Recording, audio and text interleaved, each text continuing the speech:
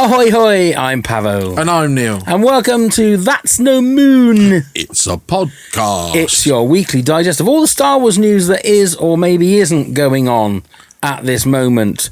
And there's not much going on at the moment. No, it's quite quiet. There's a few little nuggets, but nothing that we haven't already talked covered about. when it comes. Yeah. So they're just reiterating the stories we've already done. We had a little bit of a Star Wars moment over the weekend, though, didn't we? Yeah, we had a couple of moments. Yeah, we hosted the Q&A stage at our local Comic-Con, the Swindon Comic-Con, the second year running.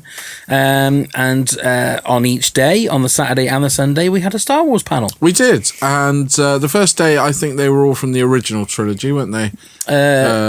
Yes, they were, weren't they? Yeah, and then the second one, which was quite nice. There was one from each of the trilogies. Will be the trilogies. So from the original trilogy, the prequels, and then from the Force Awakens. So that was really nice. Yeah. Now we spoke to Michael Culver, who was Lieutenant.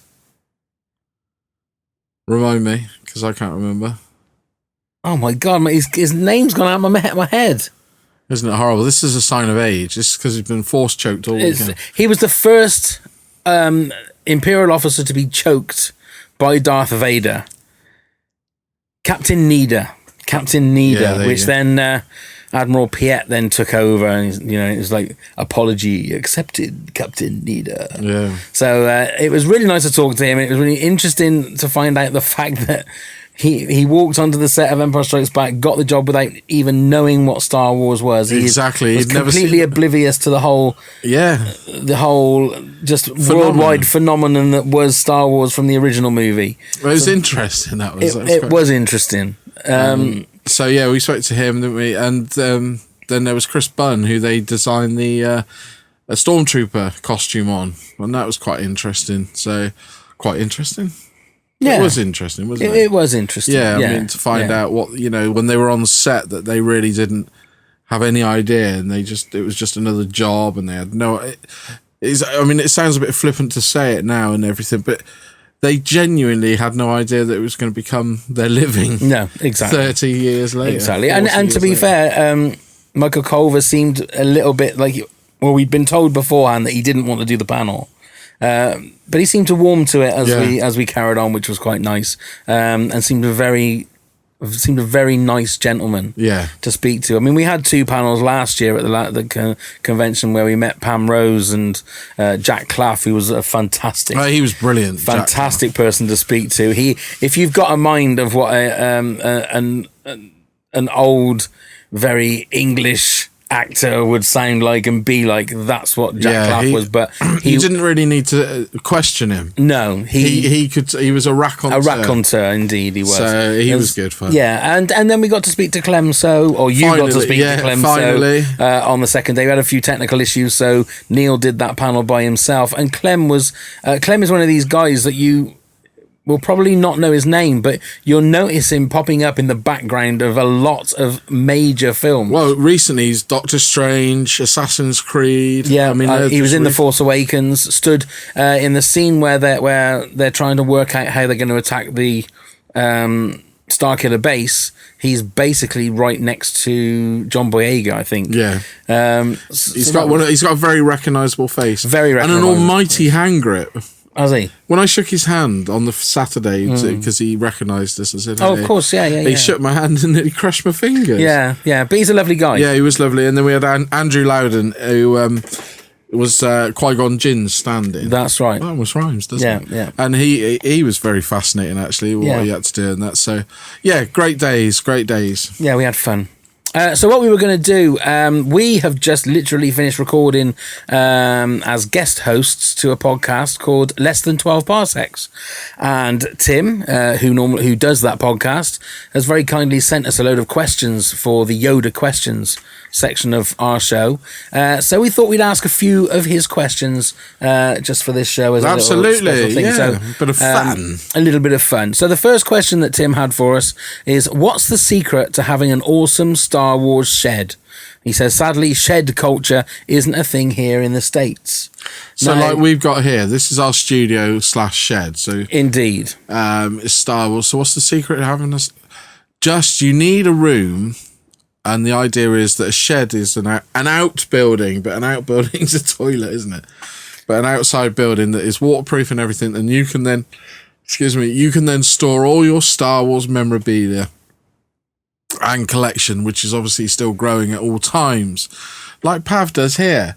This is our studio, and a lot of this is his memorabilia.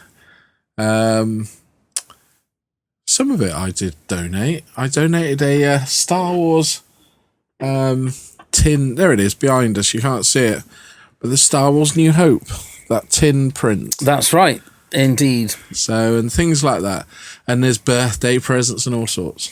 Well, we've been in the shed, we like to call it. How long now? Well, it'll be our 5th year. 5th year. So this, when we started off doing the podcast and everything, so it's 5 years of what other people may call crap that has just been amalgamating on the walls and on shelves. And it's the way I look at it is there are some people that have very expensive collections that they like to show, and they will have in lovely little cabinets and stuff. But what we have here, they are just little. They're not worth anything. They're little knickknacks that we think give the shed a character. Yeah, but they give the shed a character, and when we have guests come in, it's that little thing of, oh my God, look at this place. And you can tell when we're interviewing people that they are their eyes are constantly darting around, because they can see, we've literally got every single piece of space cluttered with. So, and it's 99% Star Wars. There are other little bits here, there, and everywhere. The secret to having it is just finding anything and putting it up. Yeah, isn't it? And it's growing it. You can't. Yeah, you can all I mean, if you're into Star Wars, you will have collected something. Yeah, and it's making that space to put that collection out. So whether it doesn't necessarily have to be a shed, whether you've got a spare room, whether you've got anything, just make a little display of it. That's all you need to do, and just show it off. Even if it's only to yourself, just show it off. Indeed. And everyone else has got different things that they're interested in. My wife likes Game of Thrones, so she collects Game of Thrones pop figures and little figures and things like that. And you're constantly seeing little bits and pieces that added to her shelves that you knew nothing about. They weren't there the day before. Who bought that? Exactly, but it's what you're passionate about, and it's been nice that I've got a little cave that is mine, but it's our base of operations. Yeah, it's our shed. It's our studio. I meant to say, sorry. No, it's lovely. It is our shed. It is lovely, but we'll still find space. We've got 2 more metal posters to try and find space to put them. God knows where they're going to go. Really can't see. Anyway, we'll move on to the next question. Was having Jakku be a desert planet like Tatooine a mistake? And the follow-up question, should they have used Tatooine instead? Was it a mistake? No, I don't think so. I mean, it broadened the universe a little bit. I know it's very similar to what Tatooine was, but was it a mistake? I don't see. And should they have used Tatooine instead? If they'd have used Tatooine, the people that said that The Force Awakens was just a carbon copy of A New Hope would have given them more ammunition, wouldn't it, if you think about it? Yeah, well, I mean, the one thing is, if it had been Tatooine, it's more one of these things that is pushed as a criticism of Star Wars, is that it's such an expansive universe, but they tend to make everything very small. Yeah, everybody is related to everybody, and the planets are all used. Although you have to say that the planets are all used once. I think it's only Tatooine that they've ever gone back to. Yeah, and if you think about it, how many planets you see in Revenge of the Sith as well? Yeah.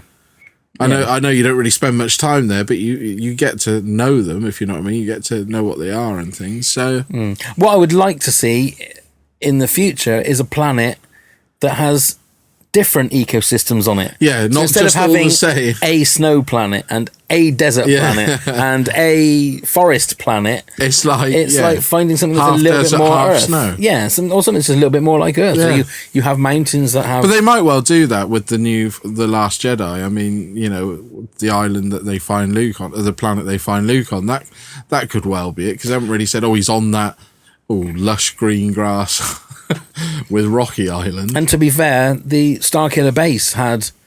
No, that was just I don't know, not Starkiller Base. I was completely... No, that was Starkiller Base. No, oh, God. No. All right, you've thrown me. Completely...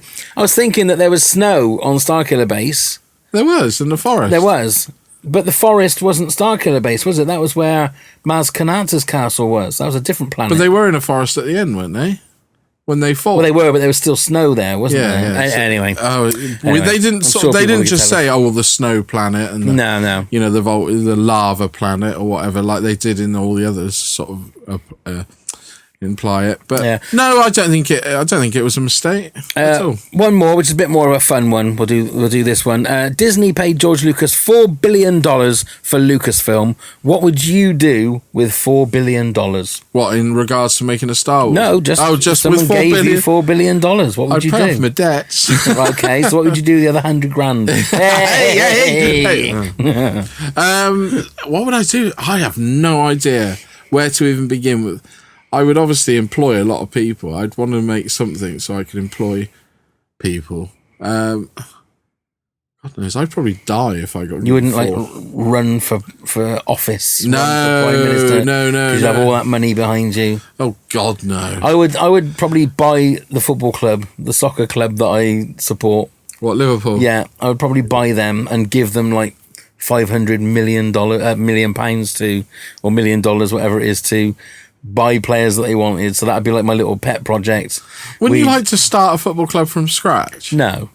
And do it that way? No. Just plough, like find a really small football club. Well, like what, like a local club, or Siren, and build a stadium and then just start it up from scratch. I probably would do that as well. I would probably donate money for something like that. With something like that, because you could spend you could spend $3 billion of that. See, I'd still not worry. To be fair, there's something I've always thought about if I made a lot or had a lot of money, would be that I'd love to open a music venue, like a proper a proper hall or even a big hall where you got the big acts in around here, and then a cinema and everything by it, and just own all that. Well, it would be Pancast Towers. Yeah, it'd be our own little media. You could have centre kind of thing. like one of those retail parks, but it's a Pancast park. Yeah, that's got everything. Yeah, you go in. If you want to play Pancast bingo, off you go. Sell our puppets at the Pancast store and stuff like that. Yeah, guys, it's a way of just printing and we money. just live above it. You know? Yeah. In our gold and ivory towers. Yeah. There I don't know. If you had that sort of money, I really don't know where to start. Genuinely don't know where to start. Well, literally nothing would be an obstacle, would it? No, you could just buy whatever you wanted, do whatever you wanted. So you can't even contemplate it, can you? No. Really? But it'd be nice. It would be nice. Who knows? Money brings you unhappiness. I don't know. I don't know. I don't think so. Let me try. Yeah, it's the kind of unhappy I'd like to be. Yeah, let me see if it makes me unhappy. Give me a few years, and I'll tell you at the end of those few years. Yeah, they say that like money doesn't bring you happiness, but it sure takes the sting out of being poor. Yeah, exactly. There you go. Right, well, I mean, that's all we've got. Thank you very much, let me Tim. just say, thank you very much to Tim. But if you got an answer, what would you do with $4 million? Exactly. I'd really like to know this. Yeah. If you're watching this and you think, oh, I do this, I did that, please do comment below, because that would be interesting to see what other people would do with $4 billion and how many people would become dictators. So when you do leave a comment below, remember to press the like button, please. Yes, and come and subscribe to our channel as well. Just click on Boba Fett's head, which will be just up there somewhere.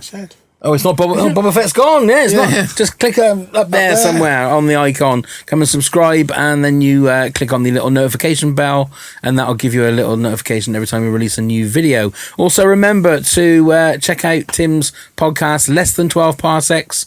We will be guest hosting that on an episode very, very soon. And you can also catch this show on iTunes as a podcast as well. If you don't want to look at our ugly mugs and just want to listen to our lovely voices, you can subscribe to that. So thank you very much. Yes, thank you very much for watching. That's episode 36. Wow. We're nearly there to 50. Not far. Not far. 14 weeks, if I count that right. Yeah. Anyway, so that's it from me. Thanks from me from Pavo. No, let's do that again. Just get it. Thanks from people. Thanks from me, Pavo. And thanks from me, Joe Neil. May the force be with you all. Ways.